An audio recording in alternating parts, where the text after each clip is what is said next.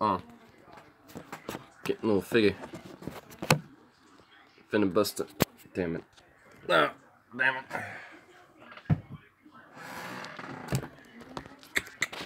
Will this work? Add some extra height. What do you know about Ukraine? Okay. Peace proposal with Well, fuck that. That didn't work. What knowledge did you have of any outreach by your campaign, including Shit. Paul Manafort from Russia? It's not working. Assistance to the campaign. Those are Good day, Marty. I'm still trying to figure this shit. God damn it. I guess I'll just have to sit down here still. I got a crazy story to tell about last night, actually. So I'll get right into that in a sec. I'm gonna mute this. Hold on. Thought I'd check the news more, just kind of off the cuff. TOT's live, and also there's a new video that just popped up that was gonna pop up here of some random shit. So there's actually just like two things I was gonna pull here, and then I was gonna see what they were talking about, just see what's on TYT's news fear, the news sphere for them. But first, I'm going to load this up and talk about a story that happened last night, because, oh my god. It's ridiculous, dude. It was ridiculous. So, I got off of school, you know, my last class of the day ended. It's like 9 o'clock at this point. So around this time, like the Max trains, or like the little public trains that will go through all of Portland and stuff, they were all being put in the garage like for the day, and they were all going on this line called the Blue Line, which goes out to this place called Gresham. And oh my god, that is the last place I wanted to be. It's like the Gresham can basically be described in like two things. It could be described as like the pit of just debauchery, which it really is, and sketchy tweaks and homeless people and just impoverished communities. Like, that's Gresham. It's pretty bad. And the line I was taking, which was the Green Line, which goes to the mall that I live like 15 minutes away from, which stops there, it randomly turned to the, well, hold on, let me go back a little bit. So I was on the Yellow Line, which also goes to downtown, my town, which is just also 15 minutes away, which is pretty funny. That was going to turn to the Blue Line, and the operator was like, hey, we're turning to the Blue Line. If you want to go to where you're actually going, get off, or unless you're wanting on this line or whatever. So I'm thinking, all right, let me check my, you know, max times or whatever, and the next one was the Green Line, which said about 10 minutes, and I was like, I can wait that, whatever, big deal. So I get on that, and it goes to this stop called Gateway, which is like another major max stop, and from there, I wasn't even aware, but it turned to the Blue Line again, and it went into Gresham, and then before I knew it, like, the next stop I was going to was like the stop before the town center at Gresham, which is like the core of Gresham, and I'm like, oh, and it's like, what, 10 at this point, and I'm like, oh fuck, oh fuck, oh fuck. I'm in Gresham, the maxes are starting to like not run anymore, there's no way for me to really like pick a ride, there's tweakers literally everywhere. I was like, I straight up had like a, like, okay, I might have to fight for my life moment. Like, I was prepping for that shit, and there's like, there was this dude on a bike that was freaking like doing some weird shit at this station. There was like this one dude just mumbling to himself some weird shit. There was these two girls who were laughing, who wouldn't shut up laughing. They just want to stop. And I don't even know if they were on weed or not, but I'm pretty sure they had weed, but I'm thinking they probably like did a whole fat thing of it, Xanax or some shit. I have no idea. Unfortunately, when it comes to like meth and Xanax, Portland is pretty bad with that. So I call my folks up here at home. I'm like, I'm in Gresham, and I don't know if I'm going to be able to get home. I'm like, so I'm freaking out a little bit. I'm like, you just get a freaking ride here, yeah. And, oh. And while I'm waiting for the Max to go back into Portland, there's literally, like, every 2 minutes, another Blue Line just going down to the Gresham Town Center every time. I'm like, What's going on? Why does this have to happen? Like, can't you guys, like, TriMet's kind of fucked in a sense, where at night, like, a lot of the lines will not, like, keep going throughout until, like, 1, you know? Like, and there's people who commute very late, like me, and mainly on Mondays, especially, that need those lines to be somewhat, you know, active, and I don't need to randomly find myself in the middle of Gresham either, so, oh, fuck. Well, I just dropped the bowl. Alright, well, now I got a mess to clean up, god damn it. God damn it. God damn it. Well, anyway, I'm gonna see what they're talking about here. Gotta take a break. We got way more shit. Oh, it's a break. Well, fuck you. Okay. They're taking a break. Well, while I'm doing that, I will, organize myself. So, let's see here. We got 2, well, I guess I have, like, 3 little stories that I can kind of get into here. Oh, shit. Allison Harson's doing some Wolfpack stuff on that. Alright, nice, nice. This is a new video, 12 minutes old. Big money, still going after corporate Dems. Oh, this is muted. Oops. After giving up corporate PAC money. This is interesting. So, I'll pull that up in a sec, but there was another thing that I thought was very more damning than even that. Hoyer is the #2 Democrat in the House of Representatives, and in a congressional race in Colorado, he decided that he was going to get involved in the Democratic primary. So, let me just give the basic rundown here. So, let's see. Blah, blah, blah, blah, blah, blah, blah. So, this is in Colorado, and it's the #2 House, Democrat House of Reps, Steny Hoyer, has been a prolific campaigner on behalf of current and potential members of Congress, and it looks like they're trying to knock off the Republican incumbent Mike Kaufman. So the insides of what's kind of going on is pretty damning here. So very good kid. Now it really is a slight to all the activists and people who clear and they go, he's a recording, secret record. Denies that they played. Okay, so here it is. So the dude that is he was mentioning, the lefty, was Levi Tillman, and he's running against Jason Crow as well. So this is during the primaries at the moment. So the rundown of it is that I think just a corporatist shill who's a lobbyist for Crow and the DCCC basically went up to Levi and was like, "Can you like not run? Can you like just drop out and not run against us? We don't need you. We just don't want you."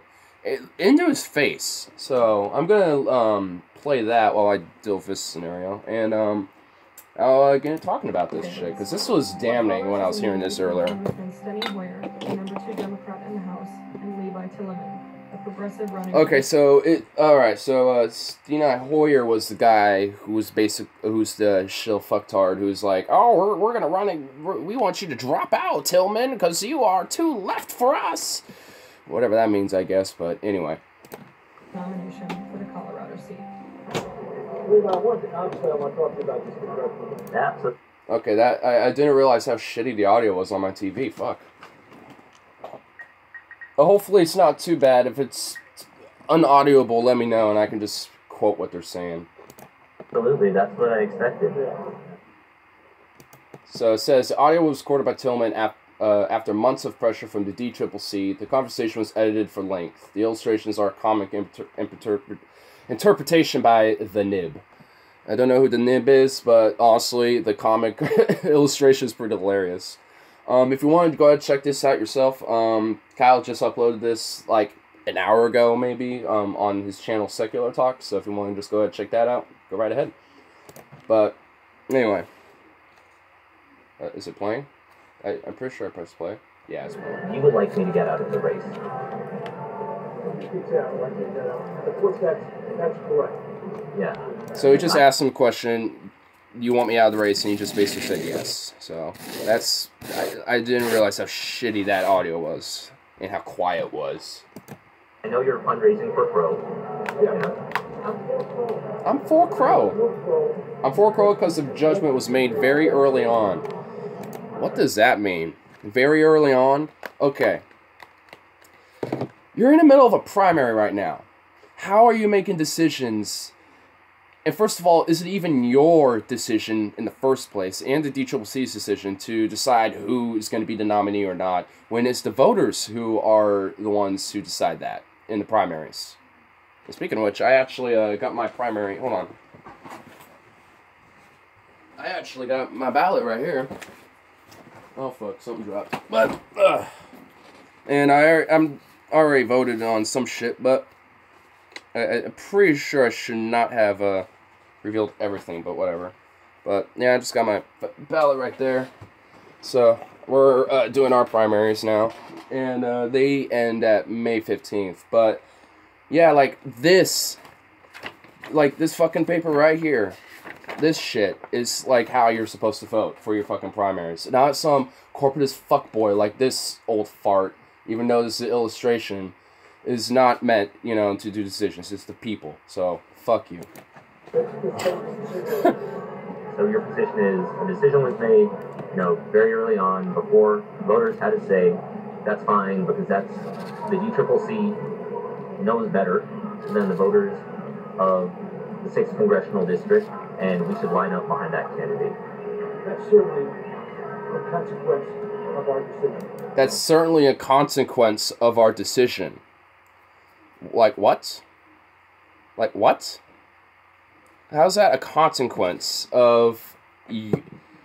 Okay, it is a consequence of a decision, yes, but how is it, like, literally... Like, what? Just no. No.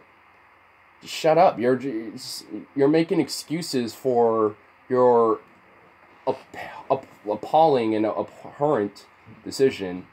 You're a piece of shit. You just don't want him running so you can continue your corporatist ways in Colorado. Oh my god. You're in the fuck.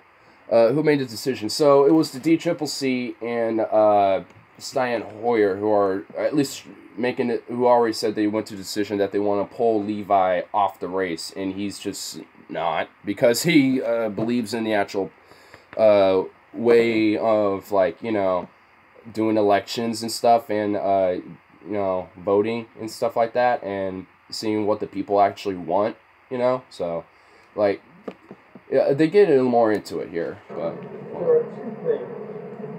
there are two things I would like you to consider. One's easier than the other.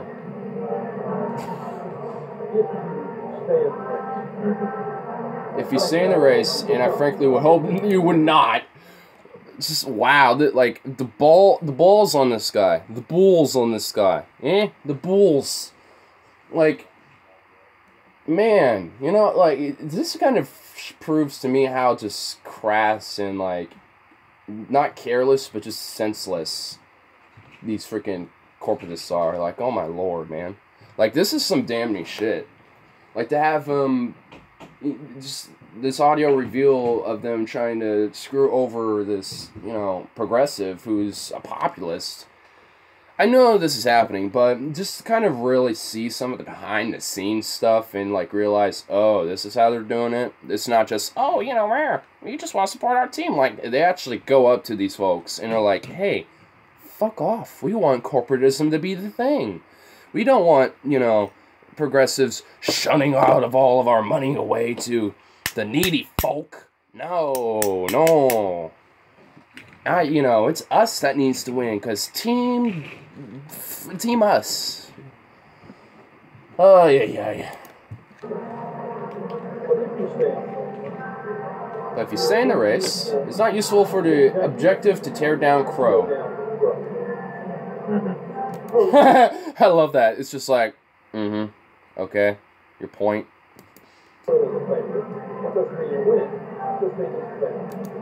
He's the favorite. I wonder why. I hear you. That doesn't mean it's right. Wow, you know, really the balls on these people. They are. It's like they know what they're doing and they just don't care. You know, it's like they know, like, oh, we know that progressives like Levi here are better and actually kind of give a crap about the people, unlike us. And yeah, you know, what we're doing is probably necessarily right, but who cares? We make money. What's that? Yeah, I thought elections were our, oh, well, oh shit, it disappeared here. Hold on. Ah! Come on. There we go. I thought elections were collapsed in Philly year, but that's about the same issue on the West Coast. I mean, it's kind of everywhere. Like, I mean, California had it really bad in 2016 with the DNC.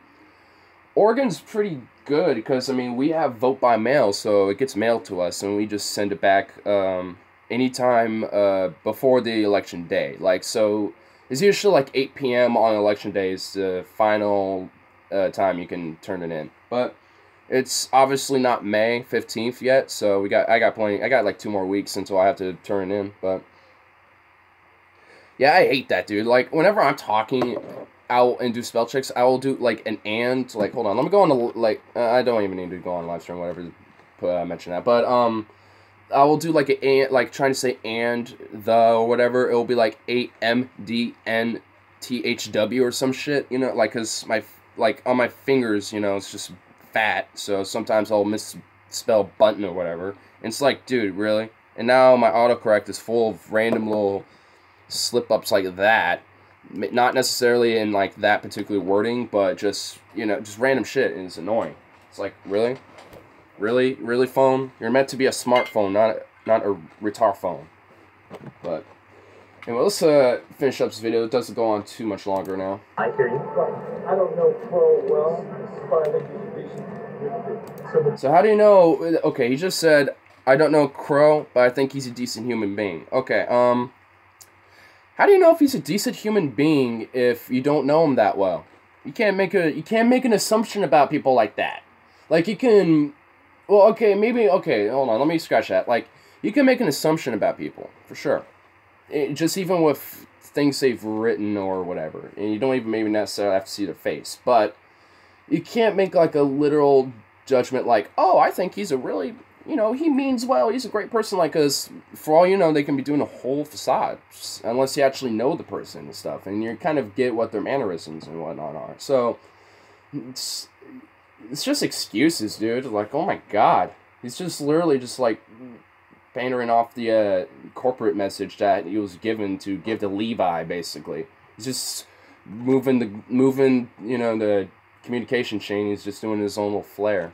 Saw a comment earlier, though. Let me see what you said. Did a crazy thing yesterday? Oh, shit. Well, I mean, I got lost and probably could have been mugged, so, I mean, it doesn't seem like it was the only crazy thing happening that day. But yeah, go ahead and tell me about that here in a second. Crow is the favorite, in no small part, Congressman Hoyer, because the DCCC not only put its finger on the scale, but started jumping on the scale very early on. And I'm born and raised a Democrat. I mean, it's undemocratic to have a small elite select someone and then try to rig the primary against the other people running, and that is basically what's been happening. I hear you, and I disagree. But you were part of that process as well. You said absolutely. Okay, so, woo, first save of the day. Oh shit. Anyway, oh fuck. But this guy, like, really? So, let's go back and just hear that little segment, because that is pretty damning. Against the other people running, and that is basically what's been happening. I hear you, and I disagree. He says, I hear you, and I disagree. But you were part of that process as well. Absolutely. So, you contradict yourself. Wow, just totally contradict. The hypocrisy, man. Just the fucking hypocrisy with this corruption, man. It's fucked. You said absolutely. Yes. Yeah. I've been at this a long time. Yeah.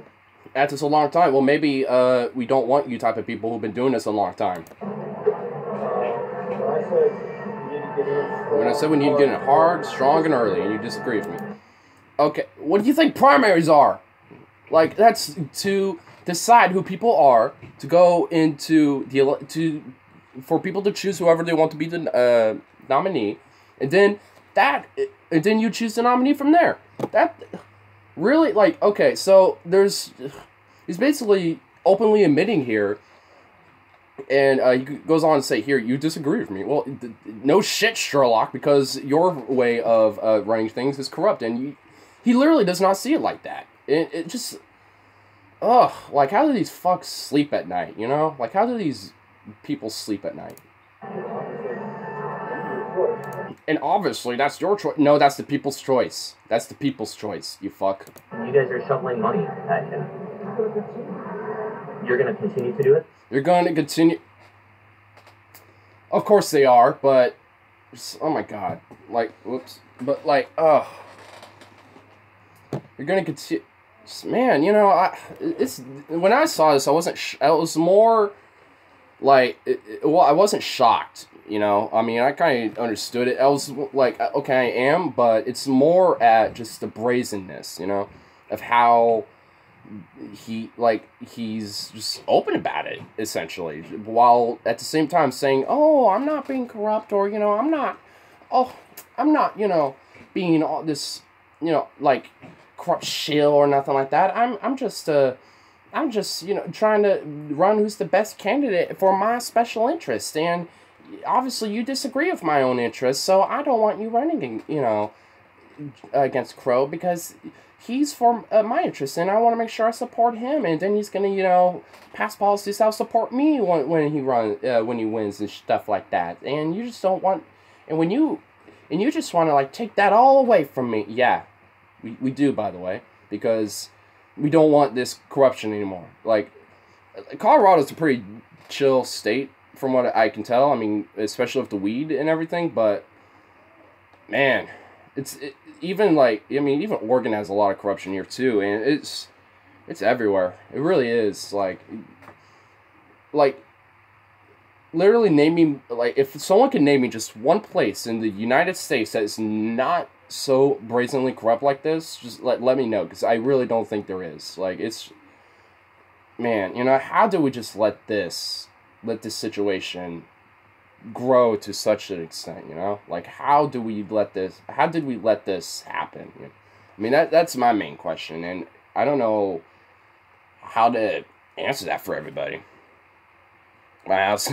I mean, even, yeah, like, I think even, like, I mean, yeah, like, when it comes to, like, just people and, like, a lot of organizations and stuff, I mean, they're definitely not corrupt, but, I mean, when it comes to the government as a whole, like, there's only people you can, like, look at that are like, okay, these people in this corrupt system aren't, but, I mean, the whole system, down to, like, the locality, just seems corrupt as fuck.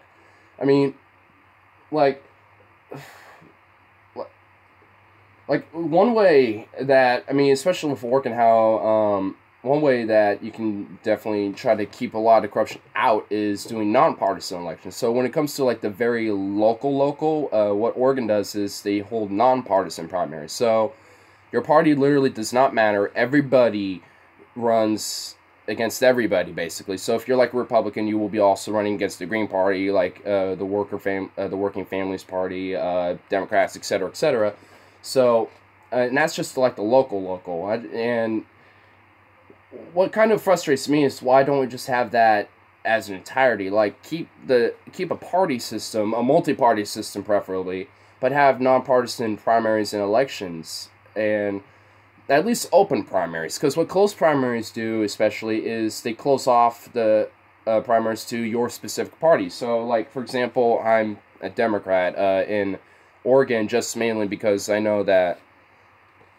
How many do you have to choose in between? Well, for this primary, there's not a lot, like, but there, like, when it comes to, like, state representative, the 41st district, there's only one person, like, judge of the Court of Appeals. A couple of them are just, one person, but there's, a couple of them that have, like, 2 people, or 3. And there's one with 3 that's the commissioner of the Bureau of Labor and Industries. So I'm going to really look into this, because there's Lo Ogden, Val Hoyle, and Jack Howard. So the only reason why I am is because of the close primary situation. And while Oregon is a very progressive state, I mean, the third parties here, you don't even have, like, a very strong position. And when it comes to the general election, and yes, I did actually read the email you sent. I was gonna pull that up too, really quick, just see what else you might have said. But yeah, like with the general election, that's open, but when it comes to the primaries, it's closed. So, like for example, we have for the U.S. representatives for Congress, I'm in District 5, which has Kurt Schrader as our current congressman, and he's a blue dog moderate Democrat. And we have Peter Wright, who I voted for right here, is running against him, and Schrader has been voting against like gun reform legislation. He's very moderate, considered the problem solvers in the Democratic Party, because that's what the Blue Dogs like to consider themselves, even though they're not really. So the main reason is so I can try to, like, my main tactic is to root it out from within, like the Justice Democrat model, like what Kyle Kalinske also agrees with. But in as a whole, I am for like an all-out attack. So I want third parties to like if I had open primaries here and I was able to vote for whoever, I think it would, I would love to.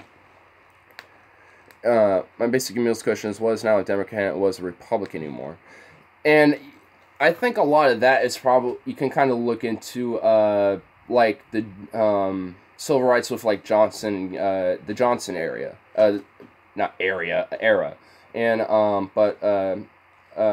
let me hold that thought really quick. But if we were to hold like open primary and your party affiliation doesn't matter to who you're able to vote for, so the parties are split up, none stands for anything. So yeah, essentially. Yeah.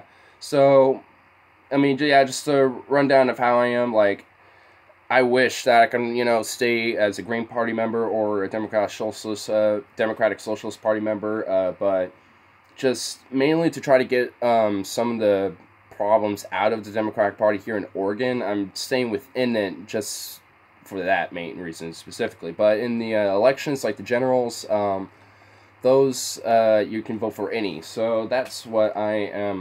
That's what I've been doing with that. And this is going to be my second election that I'm going to be voting for, because my first one was the 2016 elections, and was that a doozy? But I voted for Jill Stein in that election because I couldn't bring myself to vote for either or, and I knew Oregon was going to go to Hillary, so I didn't care. So don't get me started, because Republicans used to stand for strong government, for a strong, and the rich and the business Democrat reasons to stay in the public programs, support people and small business, than we used.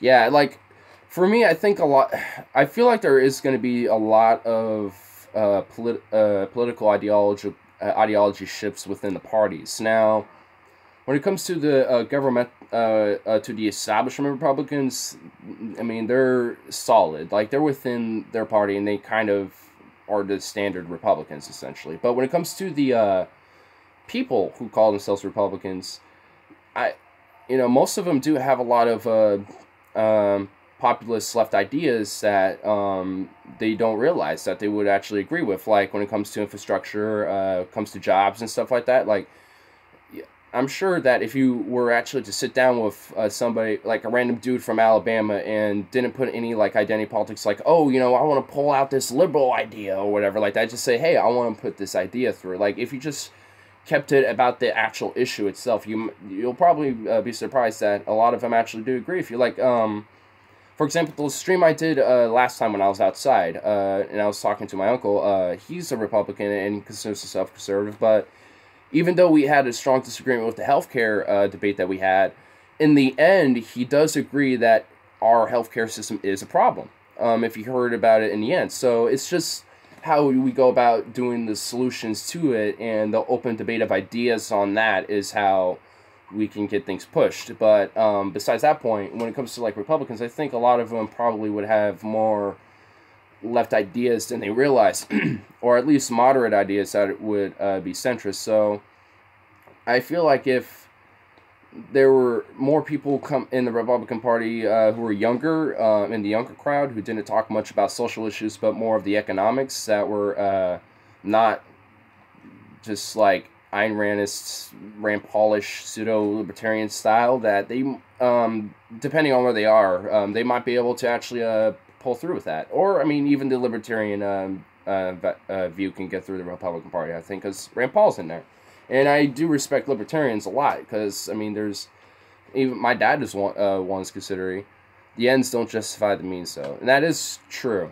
Like, I mean, like, if you are trying to do an end goal, and, like, for example, like, with this whole corruption debate, like, and how we're trying to root it out, there's going to be people who are going to say, maybe we should just take up arms and overthrow the government and just say, fuck it.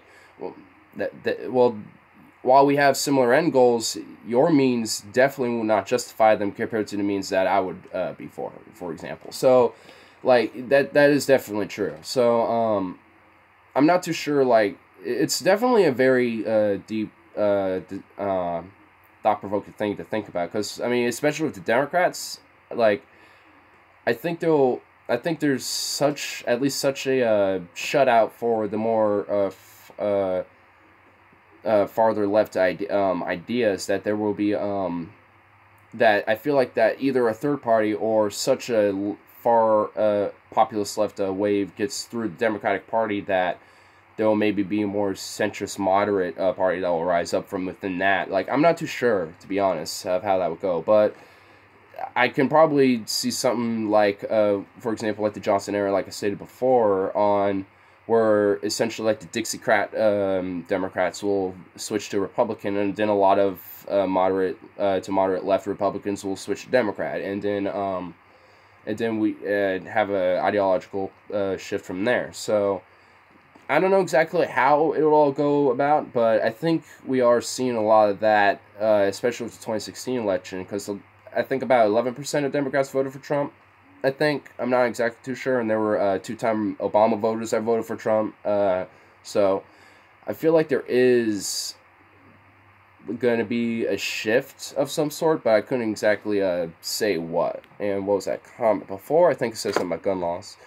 Are you for gun laws? Yes and no, because I don't think I've actually discussed my view on guns, but it's pretty. But I'm pretty solid with it. My main thing is I wouldn't ban guns. I would license them, have very, very strong mental background checks. I think that there should be mandatory classes to take for training with it, with your firearm, and the safety of it, at least up to like 3 days at least. And take a test, and etc. And then when it comes to the licensing, I would have it kind of like a hierarchical system. So like you'll get like your safety permit, like the hunt, like the sportsman, like you just go for sport hunting. Like you go up to a collector, like a collector, like you collect a weapon, just like weapons like from the past, like World War II musket, etc. You know what I mean. And every time you go higher up on the chain of permits, or at least licensing to what firearms are open to get, the harder and stricter the checks are. So, I think if you were able to put strong regulations on background checks, and mental background checks, and licensings, and those forms of regulations, I don't think you would need to do firearm bans. Now, I think when it comes to like the guns themselves, like, should we allow automatic weapons or like semi-auto stuff like that? I think we wouldn't even need to really ban those because of the whole, at least my idea of licensing. So, and it would, when I mean by strict, I mean like if somebody, for example, like someone like Nicholas Cruz, who was like investigated by the fucking FBI, and then they didn't do anything about it, like that should not even be allowed to happen. Like, if there is troubling things and the FBI has to investigate you about it, then maybe you shouldn't be allowed to use a gun. Or maybe you're clinically depressed and and whenever you do get depressed, you're highly suicidal, no matter what, or something like that. Or you're very bipolar, where you have like extreme ups and downs. Or if you're schizophrenic or something like that. Maybe for your own safety and for the safety of other people, they shouldn't even have a gun, let alone see one. I mean, and I don't think these regulations would impede on anybody who would already own a firearm and things like that. And also, I'd probably encourage buyback programs as well. So, when it comes to guns, I'm fairly moderate, but I'm like moderate left on the issues of guns. But I'm pro gun enthusiast. I mean, I want to get one or two of them myself. So, I mean, like when it comes to that, I'm not unreasonable at all, and I think there still can be a big debate made with it, which unfortunately a lot of people on the left and right don't get that, unfortunately, and they will just not, they just stay in their little tribalist echo chambers, like, oh, we need to do these, and then, oh, no, you do not touch our guns, it's our Second Amendment right to own them all, and stuff like that. It's like, okay, both sides of those needs to shut the fuck up and let people who are willing to debate it come forward and discuss it, because from both those sides. We can't, like, I mean, especially with the whole March for Our Lives and the whole a lot of the recent things that were happening recently, that that needs to be encouraged for people to just talk about it. Just come out of the shells of our side and just talk about it. I think that's kind of what a lot of this comes down to for the stream. But there is still nothing going on. This way. See, I'll give him a chance to record that. Let's see if he notices me. Ready? What's going on here? Oh, that's Jimmy. Maybe he didn't notice me because, my head was turned. It's probably because my head was turned. You think it was because my head was turned? I think it was because my head was turned. Okay, I don't know what was going on there. Okay, then. But, let's see here. So, there's another videos that I haven't watched yet. Oh, man. Okay. Well, this already looks good. So, the title of it is Big Money Still Going After Corporate Dems After Giving Up Corporate PAC Money. And the description says, Senator Kamala Harris became the latest lawmaker to swear off all donations for corporate political action committees, or corporate PACs. Telling a radio host in mid-April she made the move after being asked about it in town hall by a constituent. Harris joins 5 other senators who vowed not to take PAC money, including Cory Booker, Kirsten Gillibrand, Elizabeth Warren, Mara Cantwell, and Bernie Sanders. So, I already know about Harris swearing off the corporate PAC money, and I don't buy into it entirely. Like, okay, cool, nice, good. That's less corruption, in our system, but that doesn't stop individuals within these PACs or individuals who are corporate donors donating individually, because high contributed individual donations can still be a thing for you, buddy. So, yeah, I'm highly skeptical about, especially Cory Booker too, swearing it all off, these corporate PAC money. So I'm really skeptical. I don't think I think they're just, giving breadcrumbs to the people saying, oh, we're not actually corrupt anymore, vote for us. No, we need to see what actions you're willing to take now that you've done this. Like, are you gonna be for $15 living wage? Are you gonna do public infrastructure spending to boost our infrastructure? Are you gonna do universal health care? And I doubt Cory Booker especially before that, because before this, I guess, before he swore us all off, he used to take a lot of money from Big Pharma. Probably still does by individuals within it, so who knows. But I'm gonna let this play on here really quick to see what this says. The Intercept has a great piece on money and politics that I wanted to share with you. So it's a very illuminating. Oh, well, here's so the article's in the description, and it's 2020 Democratic contenders are making the cheap gesture of swearing off corporate PAC money, but big checks are still flying. Oh, so hey, what do you know? I actually was right about my skepticism here, it sounds like. Okay, so sweet. I like it when I'm right. I like it. Article, here's the headline.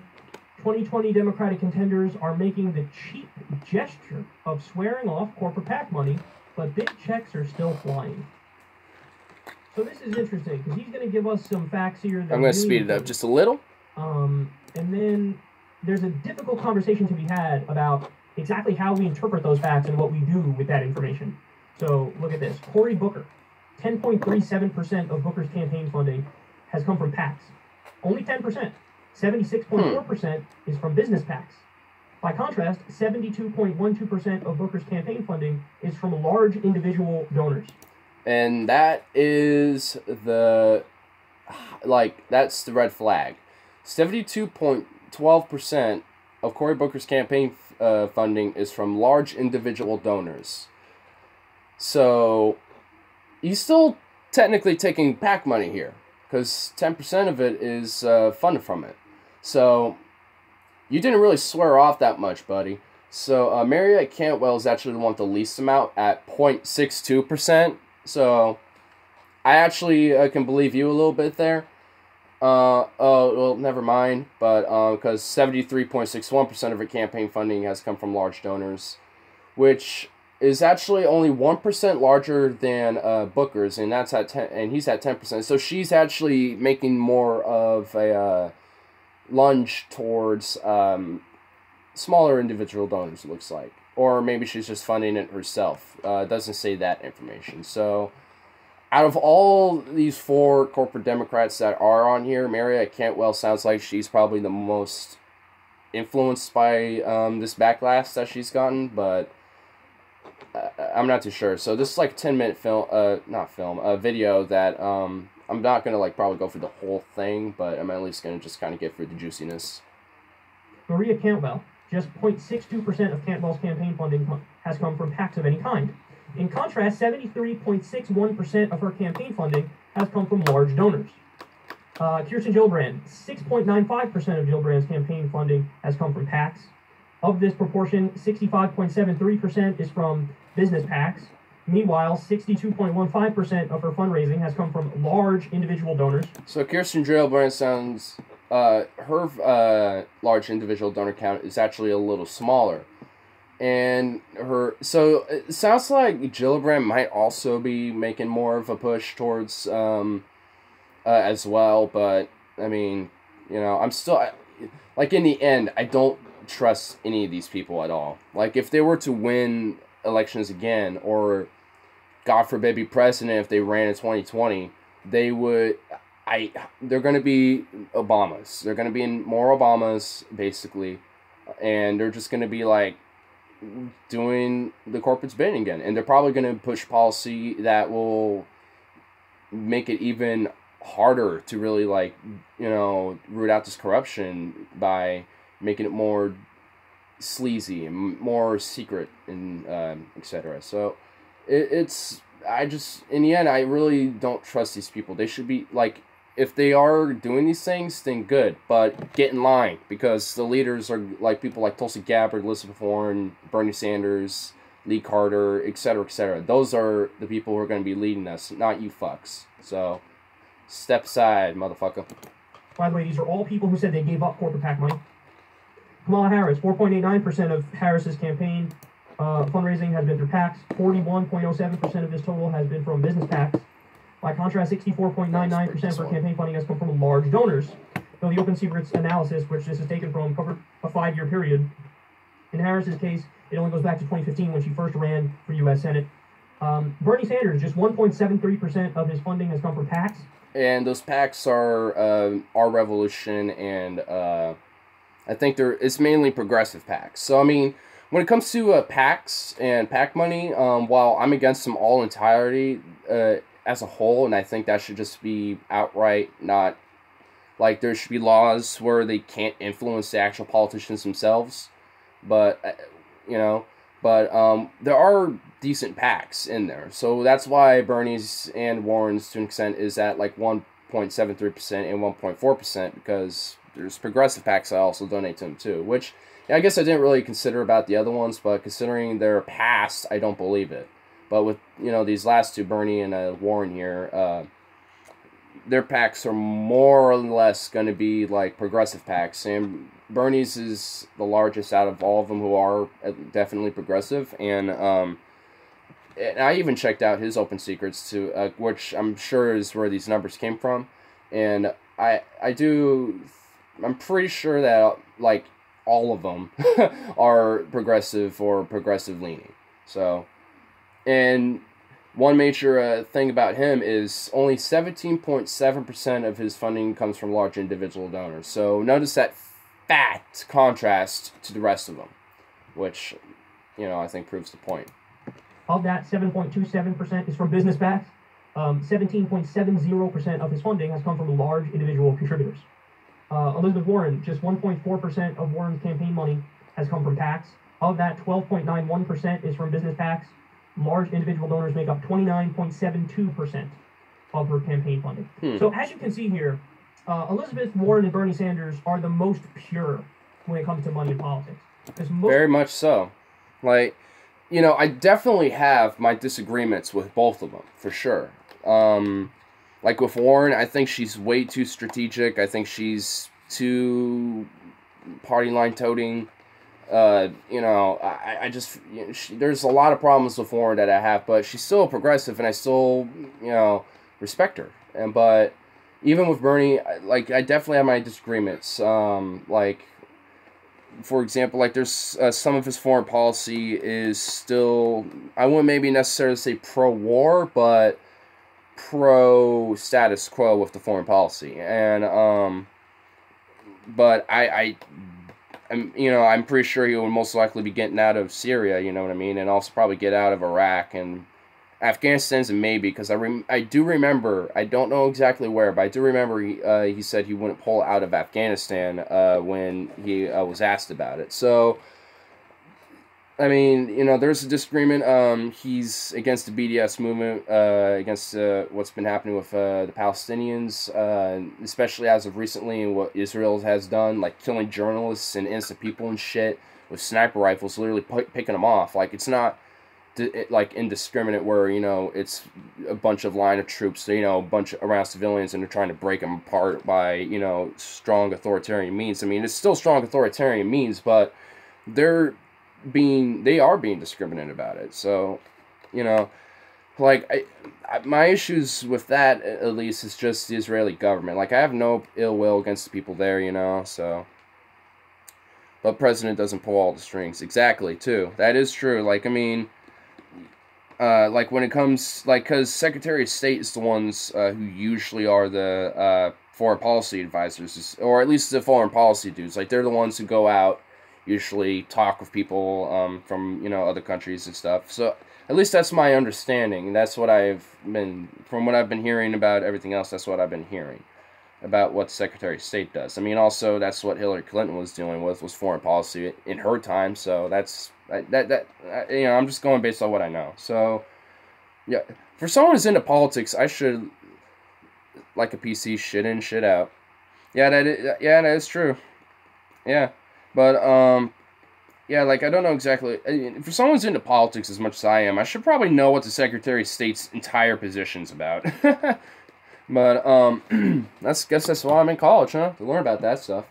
But, anyway, so, yeah, like, yeah, I do have my disagreements, but they're definite progressives, and, like, if Bernie was to run again, I would hope, depending on who his running mate is, I'll most likely vote for him, But if it comes to, like, if a better progressive like Tulsi is running, I would vote for her. Like, to me, whoever has more stronger policy positions and better views aligned towards me, at least, is the one who's going to get my vote. And while Bernie's kind of solidified a lot of my views, now that the 2 years that I've been hearing about him and even have his book and stuff, like, he's kind of opened me up to more different opinions and stuff, to the point where some of them I might disagree with him now. But it's not, I mean, my disagreements are usually kind of more nitpicks about him than actual straight disagreements. So, like, I guess I should, like, clarify what I mean by disagreement. It's more like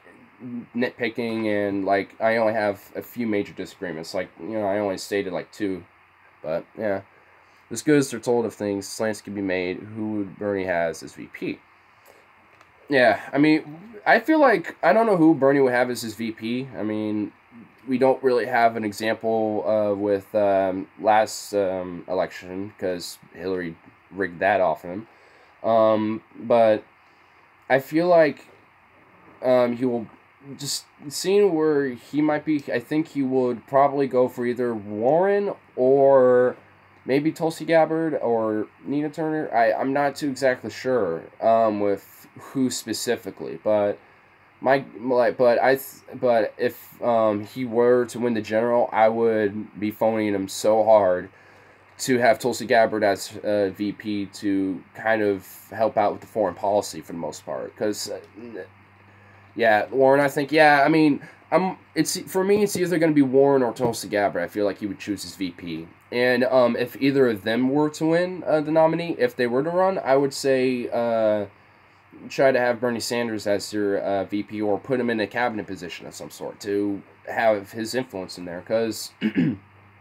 like, if I know I'm not old enough at all, I still have another 15 years, but if I were to be president or some shit, I would have him, or if I was in, like, Tulsi Gabbard's shoes, I would put Bernie and Warren and a lot of these progressives in my cabinet to, you know, really get it from the ground up. But I feel like it would be safer to keep Warren in the Senate as, like, a Speaker of the House or something. Well, not Speaker of the House, like... Speaker of Senate. I don't know if they have one for them, but I'm sure they do. But or at least like the head of the House or whatever. Like, I think because we need it within if Bernie or if a progressive were to win the presidency, I would hope that they understand that they need to balance out and kind of throw progressive like one or two progressives in every head of little thing of what they're appointing them all to have like a even flush all around through this bowl of corruption down the toilet drain of corrupt shit. So yeah, their money is from small individual donors. Now, what Aisha Lani is pointing out here is it's possible for a politician to do the right thing in that they say we're not going to take corporate PAC money anymore. But at the same time, it's not like they're totally uncorrupted as a result of not taking corporate PAC money anymore. Which I also have stated there too. Like, I mean, before the video started, even when I was giving my quick rundown of what I thought about Kamala Harris giving up corporate PAC money, which proves my distrust. I don't trust any of these people to really be uncorrupt. Just because, like, when they said, "Oh, we're done with corporate PAC money," I'm like, I don't believe you. I think you're just... That glare is annoying me. Holy fuck. It didn't leave! Wow, thank you. Thank you. Thank you. Oh, wait. I can move my base case, maybe? No, that's in my way now. Fuck. Well, whatever. Glares. But, yeah, like, I still definitely have such high distrust, saying it's because they're not really uncorrupted. They're still corrupt. It's just they're not as corrupt anymore. So, it's, just like, no. Just no. Because many of these politicians still get large individual donations. And when you have large donations, that means... I have a halo of, like, yeah. A lot of money, and then you're still expected to do the bidding of those rich I am. Now, considering that I am the apostle of seeing the there's even more of a quid pro quo that's entailed in that. But this race... Nice jump cut there, buddy. This is the question of... what did he say there? I missed that last point anyway. What was it? Of corporate PAC money, there's even more of a quid pro quo that's entailed in that. Yeah, that is kind of true. Like, because you're just kind of talking to talk, really. I mean, that's all that's all what they're doing. They're just talking to talk. They're like, oh, we're being progressive. Look what we're doing. We're doing this, we're doing that, and we're supporting this kind of. Because now we said we did. It's like, it's kind of, it's just, trying to tug at the progressive strings of like, oh, we want to deal with this corruption scenario. So, it's just ridiculous. But, yeah, I'm gonna grab something to drink really quick and let this play out really quick, and I'll just be right back. But this raises the question of what's acceptable. Like, what forms of raising money are okay? Because the facts of the matter as they exist right now are you simply cannot win if you have no money. It's just not possible. So you have to raise money somehow. But what ways are acceptable, what ways are not acceptable? Well, what we're seeing here is a consensus that's beginning to bloom that corporate PAC money is not acceptable at all. And now even many corporate Democrats are like, yeah, I'll give up the corporate PAC money, fine. So that's good, but that's not the end-all be-all. So we should give credit where it's due, because people deserve credit for giving up corporate PAC money, but that's not the end-all be-all. So here's where the real question lies in my mind. If I'm not mistaken, I think Open Secrets and The Intercept here are defining large individual donations as anything above $200. So the limit's, I think, $2,700, but they're saying anything that's $200 and above, so anything from $2,000 to $2,700, that's considered a large individual donation. And honestly, The Onion mocked this not that long ago because there were arguments made against Bernie Sanders. There were obviously hacky arguments that were a smear, really, not even an argument, where, you know, people were saying, he takes money from big money donors too. Well, not really. And they were like, well, you took $300 from a teacher. Well, technically, according to the definitions, that is a large individual contribution because it's over $200. But there's no comparison between Bernie taking $300 from a teacher and, you know, some CEO of a Wall Street firm giving $2,700 to Cory Booker. Those things are not remotely similar. So then, how do we really define this stuff? Well, listen, there's only one answer that really fixes everything. And the answer that fixes everything is totally ban private donations and do clean elections by law. And there's various ways to do clean election systems, but, you know, one of the ways would be you give every citizen like $100 or $200 to spend on the election, and they allocate it however they deem appropriate. All right. So instead of having private... I have no idea what I meant, so... Maybe I shouldn't have let it play. I should probably have put something else up. If only I had a zoom lens to stop around the room. Yeah, for real. I mean, okay, that's not what I meant. Right there is just where I put my clothes and shit. That's my jacket over there, too. But, yeah, and that's just, I mean, there really isn't really too much to the room, but I need to deal with this box and get some of the shit cleared out before I, do kind of a, like, little pass around. Because a lot of shit over here, which the flags are covering, is literally just random old books and that aren't even necessarily mine, or just very old stuff that I can clear out and get rid of. Every guy has a shit room. That is true. Yeah. And mine isn't even necessarily my fault. It's just I moved in a room that already had shit in it, essentially. And couldn't do anything about it. So yeah. Well, I mean, we don't really need, I'll listen to the rest of this later, but there ain't really too much else to really say about, you know, that whole scenario. What the fuck? Well, every time I keep checking back in on TYT, they're not doing a show, so I don't know what's going on. But let's see here. Is there anything new that has popped up? Oh. Nope. Okay. Well, yeah, I'll go through here a little bit and check out more of what they were saying here. On the article that they were that our friend Kyle here was just going over. Let's see here. So here's something that looks interesting here that has a lot of juicy bits. A close look at Gillibrand and Booker's top donors make clear how little it matters when senators swear off corporate PAC money. Gillibrand's 11th largest donor is Morgan Stanley, which does not give a penny of his money to Gillibrand through a PAC. Instead, Morgan Stanley employees donated $40,425 to her campaign committee as individuals. Of the $814,643 that she has received from securities and investments industry, just $70,500 came from PACs. Gillibrand was one of the Democratic senators who voted down an amendment that would have broken up Wall Street's largest banks in May 2010. Jeff Connaughton, I think, an aide to then Senator Ted Kaufman of Delaware, who co-wrote the amendment, noted dryly in his book that an Obama administration Treasury official later boasted that if the administration had supported the amendment, it would have passed, but because they didn't, it didn't.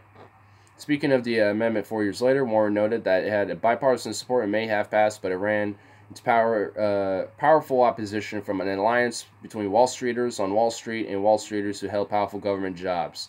They teamed up and blocked the move to break up the banks. That's why we need an executive order to do it. Because then we can just, you know, flip right over that shit. Just hop that stupid obstacle.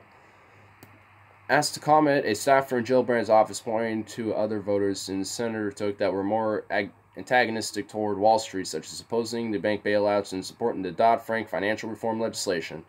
She is also one of 8 Senate co-sponsors of the modern Glass-Steagall bill that would break up banks. So, yeah, I mean, you know, you just can't trust these people. They just because they said they stopped taking PACs don't mean they didn't. So, fuck them. We don't need them. Seriously. But, yeah. Ugh, it's just ridiculous shit, man. It's like, why the fuck do we have to deal with these people? Oh! No! Okay. A new video 11 minutes ago by Kyle Kalinske, and it's a John Bolton. It's a John Bolton video. Ball in line. Crooks. Exactly, dude. They are, man. I mean, and I do have optimism for 2018 and 2020. I feel like that not all of it will be solved, obviously, but it'll get us on the right track, I feel like, with a lot of progressives and a lot of who's been running and everything. But I do have some excitings run. I've thought about that, a bunch of times, but I don't know if I want to do that yet, or maybe, I don't know. I mean, I've actually straight up looked to see how much, like, these people would make, like, at state and local stuff. So, if there's not enough people who are trying to make a voice for a lot of problems in Portland and Oregon as a state and a city, then I will probably step up to the plate, But I'm too young right now. I gotta at least try to get a lot of my education out of the way. And, I want to build my views more, you know what I mean? Like, there's a lot of things I still don't know enough about that I want to learn about, which is part of the reason why I'm doing this, because it helps me open up and learn about new shit. Can't change things from the outside. Yeah, I mean, that's part of the reason why I am trying to do it from within, and also, or at least that's just kind of like my main motive, is because you can't do it from within. You have to, or you can't do it from outside, you have to do it from within. Because at least then you can, especially for close primaries, you can get a lot of the base of the left and or the right, depending on who you're running with, will start supporting, being able to support you. And if you bring up the main issues that they are concerned with, then yeah, I'll be your campaign manager. Yeah, like, I don't even, like, that's another thing, like, I know, like, if I were to do it, like, I don't know the whole process of all this shit, like, I would be so, like, what am I doing? What am I doing? I don't know what I'm doing!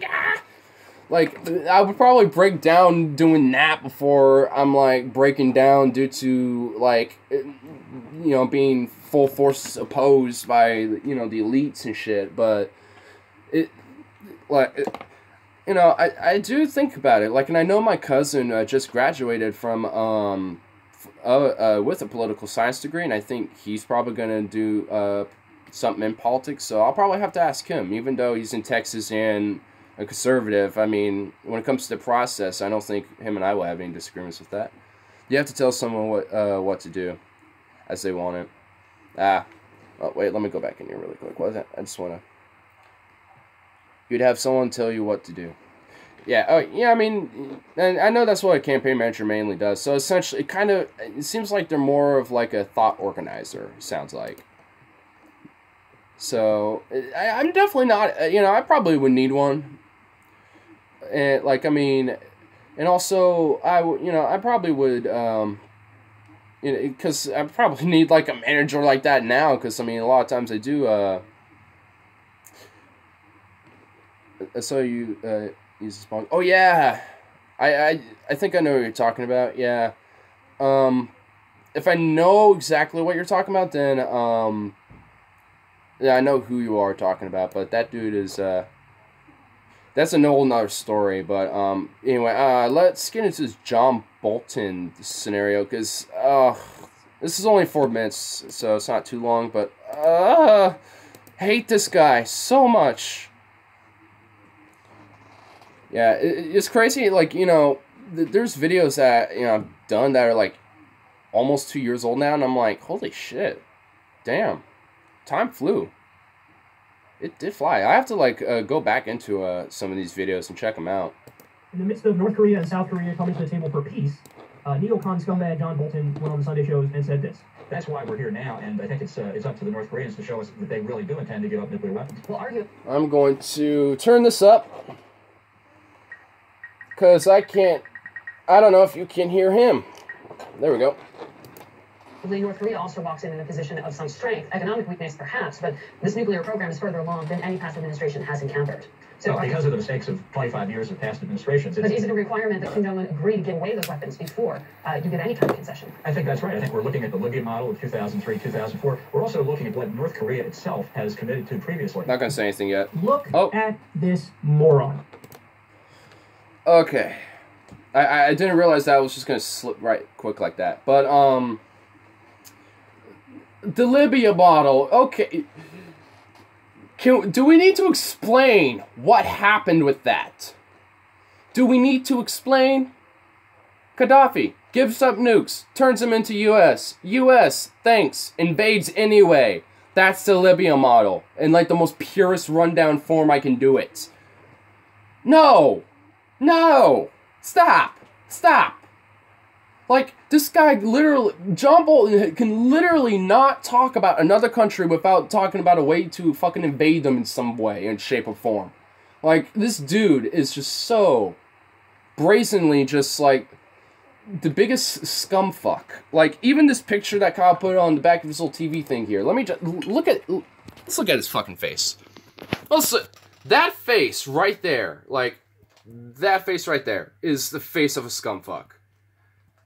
And you cannot trust a person with that type of mustache in this position of power. Like, holy shit. And I remember in like 2016, like shortly after Trump got elected, I do remember he said, I'm not going to put Bolton in my cabinet because of his mustache. Well, I would have kept to that word, bitch. Because that mustache is damn terrifying. But, what'd you say right there? Walrus. He is a walrus. Like, good lord, like, if those grew any longer, you would have walrus tusks for a fucking mustache there, dude. Like, you might as well just shave him down a little bit to do, like, a Hitler stash, because you might as well just be that. I mean, if he did, you might even, I think if he actually did, he would look like an old-ass Hitler. Like, holy shit. I'm putting this in my head now, and he looks like it. Like a more thicker-haired, old-ass, scrangly Hitler. Well, he already is partially there, so, I mean, I guess maybe he is. Maybe conspiracy theory, Hitler's John Bolton. We solved it, guys. He didn't commit suicide. He's John Bolton. Gaddafi gave up his weapons, and we toppled him. We toppled him. We did regime change. You can't have, as a precondition, with Kim Jong-un, you give us everything we want. The thing that led us previously to topple somebody who gave us that, and don't worry, we won't topple you. Why the fuck would he take your word for it? Why would he take your word for it? Which leads to the overall point, which is South Korea has been working hard for peace. The new president, Moon Jae-in, is a pro-peace candidate. They got together with Kim Jong-un, and it looks like we're on the verge of a peace deal. They said we're ending the Korean War officially, which is amazing. This whole time it hasn't officially been over, but now they're going to end the Korean War. And, Kim Jong-un says, yes, we're going to denuclearize. But here's the thing, the devil's in the details. What exactly does that mean? Does it mean give up the long-range capacity? Okay, maybe, because if we give up the long-range capacity, we can still attack South Korea and keep that as a deterrent if you guys were to ever attack us. So yeah, like, hold on.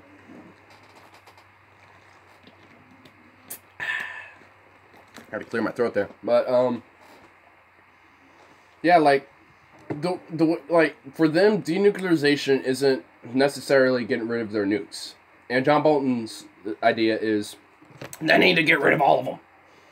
And, I do partially agree with that. Partially. Like, I think but you can't do that in this environment where the U.S. and Russia literally has the most nukes in the world, and there's like 11 or 12,000 fucking nukes in this world that can destroy it like 100 times over. Like, there's like, if you analyze why they're making nukes, it makes sense because they're using it as a deterrent against the United States and maybe to some extent even Russia. I mean, I doubt they have any like major issues, but I know they're not like necessarily friends. They're mainly their main ally is China. So, like I've already mentioned like who I give credit for in this situation. I think in the last stream or the stream before that. So I don't need to get too much into that, but yeah, like the way to deal with this is to make sure the denuclearization at least includes don't do nuclear tests anymore. Don't continue making nuclear weapons. Just keep what you got, which I have no idea how many they got. They probably have like 10 or 15, maybe, if that. And yeah, like there's plenty of ways to denuclearize them without necessarily getting rid of nukes, but you can later on. And I think there should at least be talks of denuclearization internationally, like have every nuclear power come together and talk about how we're going to denuclearize and what to do with it. And I don't know what you're going to be able to do with the uranium involved radiation and stuff, but we need, like, I think you could probably convert it into different like sources for energy or something like that. I don't know how exactly you go about that, but I mean, we definitely need to denuclearize. Like they're like the power that those weapons have and the capability that they have is just too much of a threat, and and that needs to like be part of like we need to.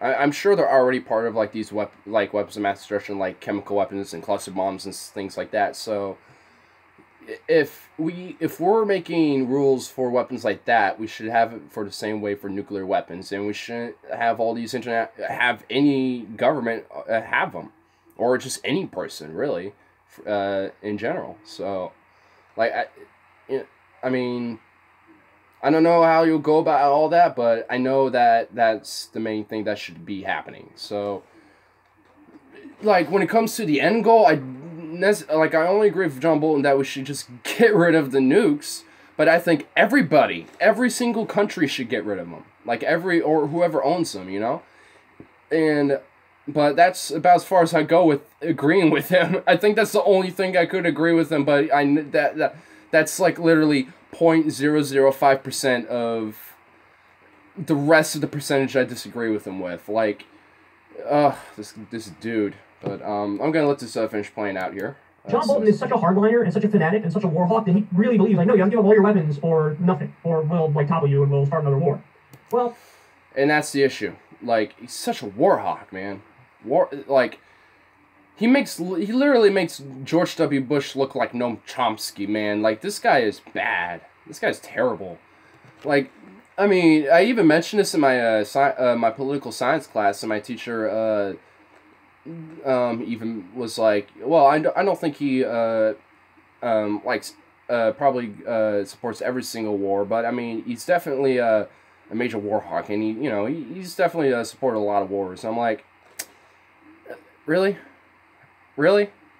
Come on. I mean, especially with this now coming out, I could definitely provide evidence otherwise to that. But I mean, of course, he's got to continue the lecture of the class and everything. But I mean, it's not that I don't like the teacher at all. He's actually a very awesome dude. He's great. It's likely the case he's not going to do that because you fucking toppled the last person who you said do that, and we won't topple you. So that's the lesson there is don't trust the United States of America. So Kim Jong-un is going to offer real concessions. I don't know what those are, but he'll offer real concessions. Hey, I'll shut down the nuclear plant. You want to come in and take all this stuff from that nuclear plant? Fine. Hey, no more long-range capabilities. Fine. Shit, he might even go as far as saying, fine, no more nuclear weapons, but I'm not giving up my conventional weapons, and I want to know they're always pointing South Korea for if you guys attack us. He needs something as a deterrent, because you are one of the people who have shown you're not trustworthy. He was in the Bush administration. This guy was doing the rah-rah for the Iraq War and pushing and doing all the lies and propaganda. Saddam Hussein, fucking Gaddafi, again, perfect example. Yeah, I mean, he's just pointing out examples that I wish I could point out. He says, let's do the Gaddafi model. Well, you guys toppled Gaddafi. So if you want to do the Gaddafi model with Kim Jong-un, he knows that means, yeah, take what I have and topple me. He's not going to do that. So John Bolton is an American supremacist. He thinks we are superior to everybody around the world, and logic doesn't apply to us. We get to do what we want, and you get to shut the fuck up.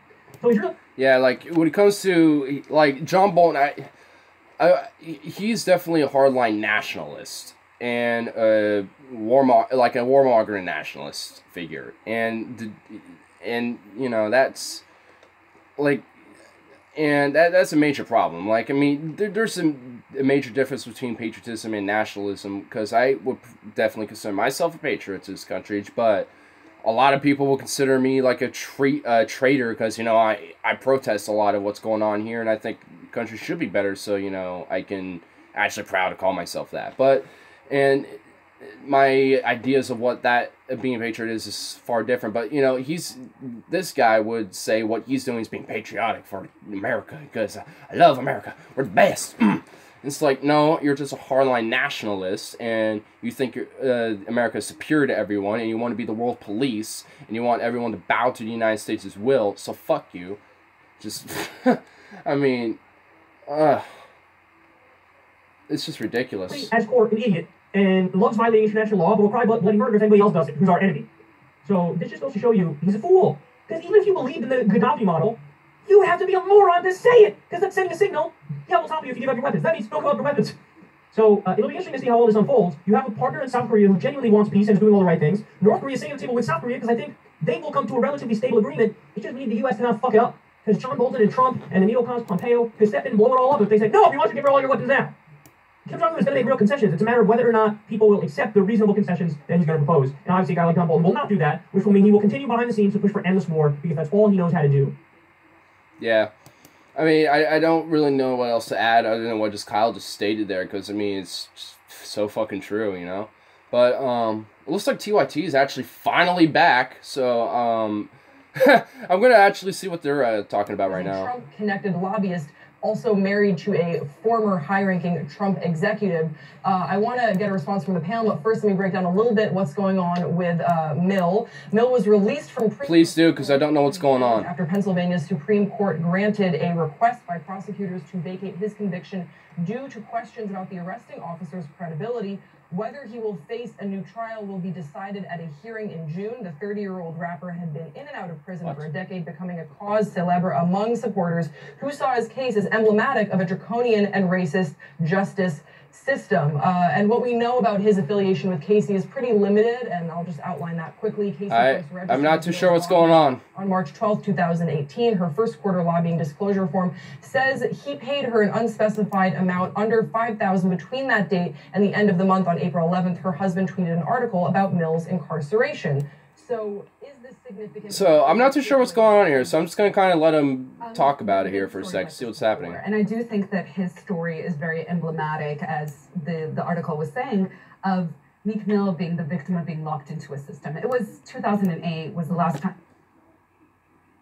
Oh, shit. And after that, it was all parole violations. So, I mean, I think the last one, or one of the last ones, was popping wheelies on his dirt bike. And that's ridiculous that he's in prison for 2 to 4 years. So I understand the... Oh, so I guess a rapper is going to prison for doing wheelies on a fucking dirt bike? To get out. And even the district attorney, Larry Krasner, said that he affirmed that the sentence should be thrown out. So everybody in this political configuration was saying that this is ridiculous. Okay, I don't know if that's the actual story, but it sounds like that's what it is, and everyone's just seeing how fucking ridiculous it is, but the judge was like, no, guilty. Nope. Guilty, bitch. Guilty. Charges. You did wheelies, you son of a bitch.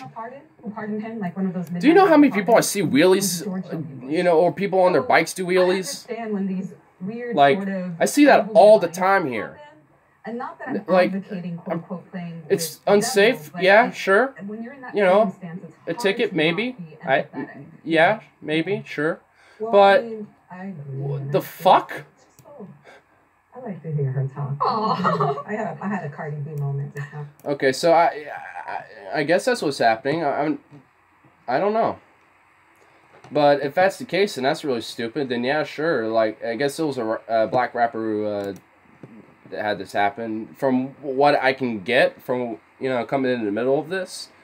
But, yeah, it just, like, her fucking dress. Holy shit. Hold on. Let me look at this. Look at that dress. What the fuck are you wearing?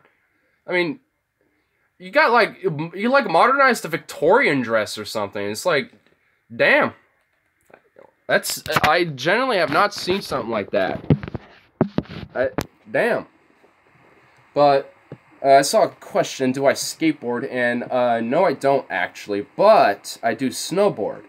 And I didn't get a chance at all this winter to do that, even though it could have been the greatest fucking winter to do so. There was a lot of snow up in Mount Hood.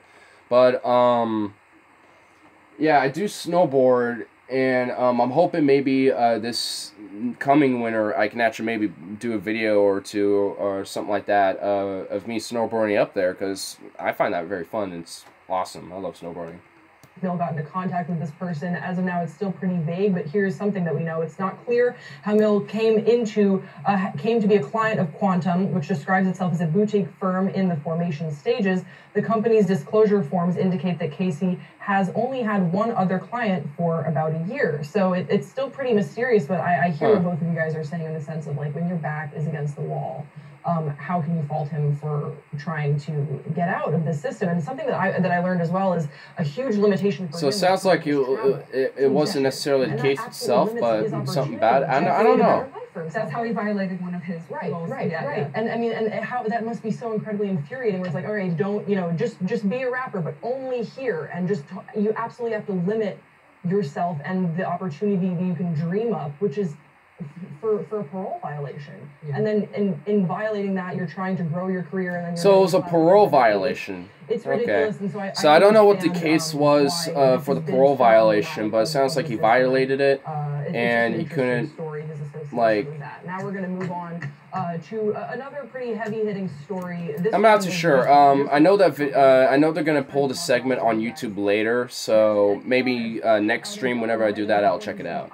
Opening policies at the Noble network of charter We'll see what they're talking about now. Policies that they say are driving away teachers and, quote, dehumanizing students. We're going to get into the details of this, but... Oh, education again. Is that... this is going to be fun. Limited bathroom breaks, and as a result of this, students are bleeding when they're menstruating through their pants, and they've found ways around this by changing the dress code so you can have sweatshirts around your waist. That's one of it. There's also the dress code, which is apparently really isolating to the students of color with regards to their hair, and also a really strict demerit system. So this is coming out through NPR. The president of the Noble Network of Charter Schools, has released a statement. That's Constance Jones Brewer, president of the Noble Network of Charter Schools. Okay, I already have a major contention about dress codes, so I will talk about that in a sec here. Or plainly false, saying, "I've seen how our leaders and staff continue to break new ground, push each other's thinking, and improve the Noble experience every year. So while I acknowledge our imperfections, I also celebrate our willingness and flexibility to hold each other accountable and get better. And I just don't see the Noble that I know and love reflected in this article." It is a comprehensive article. I really urge you guys to read through the whole thing. It's very, very eye-opening. I really enjoyed a take from Carice Epps, who was a teacher at one of the Noble schools. She talks a little bit about what was her breaking point when she decided to leave, and a number of other things with regards to her experience at these schools. She says, "That moment came when I sat and reflected on the fact that I trained my students to close the door if a student was being perp walked out of our building, which happened often," she says, "because for discipline issues like a fight, our children were arrested and walked out of the school, and I was useless. I could not help that child." Epps now works as a public policy fellow for the Illinois State Board of Education. There's a lot to talk about here. When you guys read through this article and some of the headlines that it's been making, what was your response? So, yeah, I'm going to talk about mine. Now I have to worry about them. But, yeah, my response is that, okay, the whole idea for dress codes, I think, is just pure bullshit. Like, okay, it should just only be as simple as this. Don't go to school nude. Have a shirt, pants, shoes, socks, whatever. Just have footwear, stuff like that. You know, and call it good. You know, don't be, like, come to school with some clothes, you know what I mean? Like, that's about as simple as it should be. Like, you should, you know, and shirtless, I guess, can be, you know, optional or whatever. But, you know, the whole idea for dress codes is bullshit, honestly. And I hated it. Like, in middle school, we could not wear hats in buildings. And I broke that, like, I don't even know how many times. And, in fact, some teachers understood it and didn't give a shit. And that was in middle school. In high school, that wasn't a problem at all. And when we realized that, we were like, oh, this is amazing. So, I mean, it's like whatever. And I mean, in limited bathroom breaks, and to the point where students who are going through their periods and shit, it's like that is fucked. Okay, that is a bodily problem that they just need to deal with. And yes, it is natural, but you can't even. Your bathroom breaks are so limited to the point where you can't even deal with your own body. That is no, like that is like literally practically oppression in a sense, and that's fucked. So yeah, the Noble Charter Schools, fuck them, dude. This is it's organizations like this that really have fucked our education system to the point where that we have nothing but fucking idiots, for people coming out, in the world. So, they hardly understand how to, do like taxes or some shit, whatever. They don't even understand like a lot of what the world's really going on. They only all on their phones all the time. That's literally all they do. They're just like posting on Facebook like the next fucking thing they did, like or the next vegan sandwich they fucking ate or whatever, because of their new diet or some shit. Like that's the main problem here. And it's going on to say something else about the thing here. Some of the stuff that you're talking about, like the level 0 for days and weeks, like we serve 12,000 families in Chicago. This would be headlines if this were happening on a regular basis. Families would be up in arms, all 12,000 of them, and they're just not. But that doesn't really seem sufficient to me. In fact, the NPR sort of enlightens us a little bit more, saying Jane Sundays, a social psychologist who focuses on poverty, children, and education, says low-income families tend not to question systems like those at Noble. She points to a study by sociologist Melvin Cohn exploring how parenting styles vary by social class. What he found was that working class parents focus very much on obedience. Off little Johnny went to school and his mom said, listen to the teacher, be good, be quiet. And the upper class parents focused on learning and creativity and having fun. The working class parents trained their children to be workers on an assembly line, not empowered, while the upper class families taught their children to believe that they had a legitimate right to their opinion and their view. And I can even agree to that, because like that's kind of how at least my mom was. That's how she was when I was a kid. Be good, have fun, be good with the teachers, stuff like that. And it's just like, that's just like a form of obedience, yes. And also, I mean, with the school with the schools I went to, it was far more balanced to the point where it was a mixture, but at least with me, I had a more encourage of my own self, and I had people kind of were able to understand me more because, of my situation. So, I like I said in the stream before, I don't think anyone was on it because I was late at night. But I think I only went on for like an hour and a half, but I went on a rant on education because of shit like this, and this is just an example of why it's such a problem and why our education is fucked, and why we need to push for better public education and for it to be more modern, up to date, of what's going on, and encourage kids to do what they are interested in, encourage things that they like, and it's insane, like this is the state of our country where our education is more of an obedient school to go on an assembly line, or maybe go to college to have a bunch of debt and only have to go in assembly line to pay it off, so you end up doing the same thing anyway. That needs to stop. Like there is better ways to encourage education, and it needs to get fixed. I mean, and he even still said that the school felt like, this is a quote, a prison, and that they would be searched for staff for unknown reasons. So I think that sort of tells you what you need to know about what's going on here. We're going to take a quick break. So yeah, and it sounds like even students get searched, and basically strip search, like basically stop seizures and stuff like that, search and seizures, or like public pat downs or whatever. That's essentially what that is, and it's like that needs to stop. And there's just, I mean, it's just fucked to what we have done to the lower class that keeps growing and growing and growing, and the middle class and upper classes just get smaller and smaller and smaller. Like that is so appalling. Like I mean, I can just point to so many different examples of what, you know, of this, and just with me. And it's not, I mean, because, like, with how my folks were handling things, like, when it came to, at least especially the 2008 recession, we ended up dropping bad, and it ended up being really bad. And I mean, it was also, we didn't make our own food a lot. We ate fast food and ate out a lot when I was young. I remember that a lot. And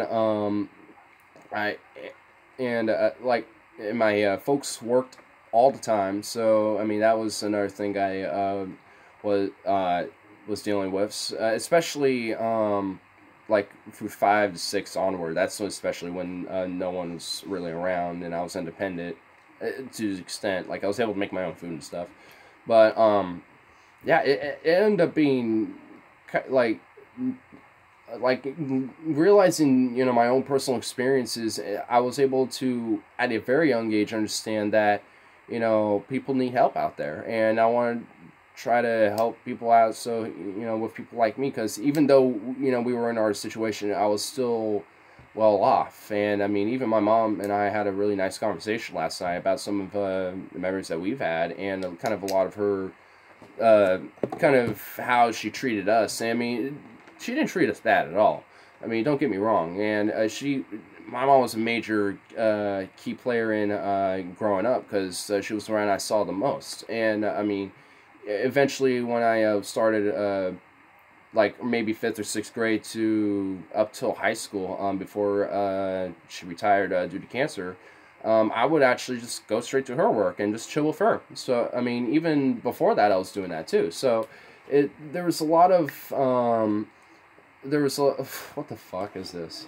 But there was a lot of different things that we were able to just, you know, I wasn't like, you know, like forgotten or whatever. So anyway, I mean, I'm probably just kind of rambling on about some nonsense at this point, but I mean, this is just like, you know, the situation could be so much better for everybody, and there needs to be people in our government that are populist left and progressive, that are willing to help out people like this and step up to the plate and make change, because we can't trust people like, you know, Kamala Harris or Cory Booker to do it, or, you know, Nancy Pelosi. We can't trust these people to do it. We need, you know, it needs to be for the grassroots and people like that to do it. So yeah, I mean, I guess that's like my major rant of the day right there.